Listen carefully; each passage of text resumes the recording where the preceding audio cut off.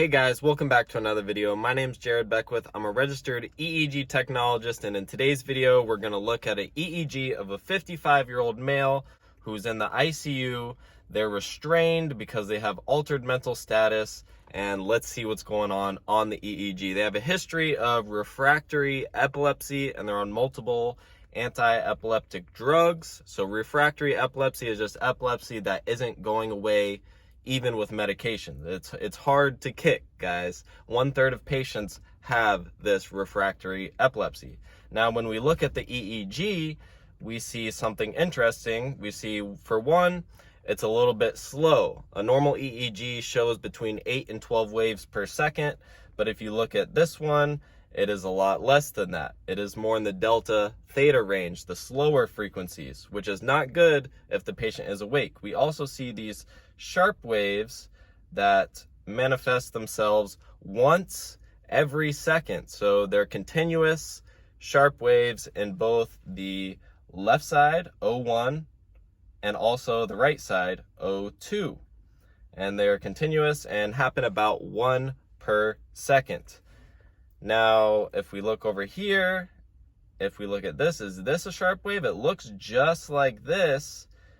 So if they look the same, are they both epileptic sharp waves? Nope. If you look at here, this is FP1. This is actually an eye blink. And you can double check yourself by filtering out artifacts with the artifact reduction. And you can see with the artifact reduction on, all of these periodic discharges in the back of the head are not filtered out, while the eye blinks are filtered out. And the reason why it looks like a sharp wave right here is because the eye is electrically charged, and it gets picked up by the electrodes in the front on the forehead. So if we keep scrolling and we check out the trends of the EEG just to check for any seizures, we see that it is continuously about the same frequency and the lower frequency here at the bottom. And all of these look exactly the same, essentially. So it's pretty symmetric EEG, in my opinion. And there's no large increase in amplitude, so I don't see any evolution of these periodic discharges. So I don't expect to see any seizures, guys. But we should look through and see what we can see anyways. Now, this is a little bit of muscle artifact. And we keep scrolling. It says in the history that the patient was able to scratch their nose, and they were a little bit with it, but not really, since they were in restraint. So altered mental status. It's a little bit sad, but it says this is an improvement from previous EEGs where you would see these discharges, but they would evolve into full-blown seizures. So that's probably what they're on monitoring right now for, since the epilepsy is uncontrolled with medication. They want to monitor and make sure they're not having any more seizures. So while this is a bad pattern for a normal person, for this specific patient, it is an improvement on their past EEGs. Now, on here, it looks like the EKG, the heartbeat monitor, got taken off. This happens a lot when a patient is getting cleaned or they get taken to other testing. So an EEG tech will have to go back in the room and put on the EKG electrodes, but it's something that happens.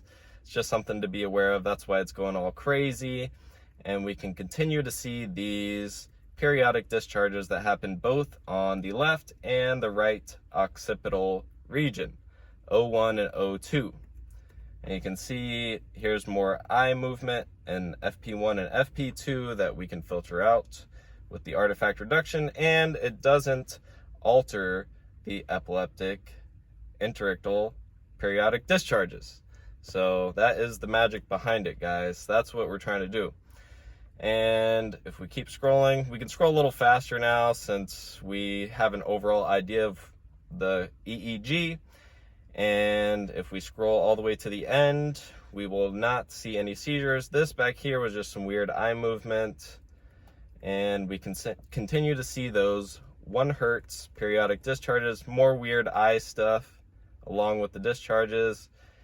And we will come up to the end of the EEG right here real quick.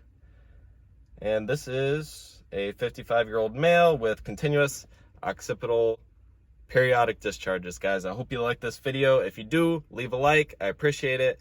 And leave a comment. What other EEGs do you want me to review? I'd love to go over them with you. Thank you all so much for watching, and have a wonderful day.